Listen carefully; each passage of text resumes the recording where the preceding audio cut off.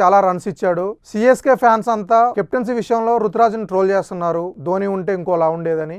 ఈ బౌలింగ్ తో రుతురాజ్ కాదండి, ధోని ఉన్నా కూడా విన్ అవ్వరు, అలా ఉంది వాళ్ళ బౌలింగ్. అటు ఖలీల్ అహ్మద్ అవ్వచ్చు, కంబోజీ అవ్వచ్చు, రాహుల్ చహర్ అవ్వచ్చు, నూరు అందరూ ఫెయిల్ అయ్యారు. ఈ బౌలింగ్తో మాత్రానికి ధోని ఉన్న కష్టమే. అండ్ ముఖ్యంగా పంజాబ్ అండి, వాళ్ళు లాస్ట్ ఇయర్ సూపర్గా ఆడారు, యంగ్ ప్లేయర్స్ అందరూ. అండ్ అలాగే one of the best captain Shreyas Iyer future ఇండియాకి అనేలా ఉన్నాడు. అలాంటి కెప్టెన్స్ తను లాస్ట్ ఇయర్ ఫైనల్కి వచ్చారు. ఈ ఇయర్ కూడా ఫస్ట్ 2 మ్యాచ్లు సూపర్గా ఆడి గెలిచారు. సో టీం అయితే చాలా బాగుంది, బ్యాటింగ్ బౌలింగ్ ఆల్రౌండర్స్ అందరూ చాలా అద్భుతంగా ఆడుతున్నారు. ఈ ఇయర్ కూడా వాళ్ళు డెఫినెట్ గా క్వాలిఫై అవుతారు. అండ్ అటు చెన్నై అయితే ఫస్ట్ సంజు శాంసన్ తనని ట్రేడ్ చేశారు 18 కోట్లు పెట్టి. తన కోసం ఒక రవీంద్ర జడేజా లాంటి ప్లేయర్ ని వదులుకున్నారు. సో జడేజా మనం చూసుకుంటే రాజస్థాన్ మ్యాచ్ లో అద్భుతంగా బౌలింగ్ వేసి 2 వికెట్లు తీశాడు ఒకే ఓవర్ లో. సో తన ప్లేస్ లో వచ్చిన సంజు మాత్రానికి 2 మ్యాచ్లు ఫెయిల్ అయ్యాడు. సో సంజు మీద డెఫినెట్ గా సిఎస్కే కి చాలా ఎక్స్పెక్టేషన్స్ ఉన్నాయి. అవి అయితే తను ఇంతవరకు అయితే అందుకోలేదు. మేబీ తను ఒక్కసారి ఫామ్ లోకి వస్తే అద్భుతంగా ఆడతాడు. త్వరలోనే ఫామ్ లోకి రావాలని సిఎస్కే ఫ్యాన్స్ అంతా కోరుకుంటున్నారు.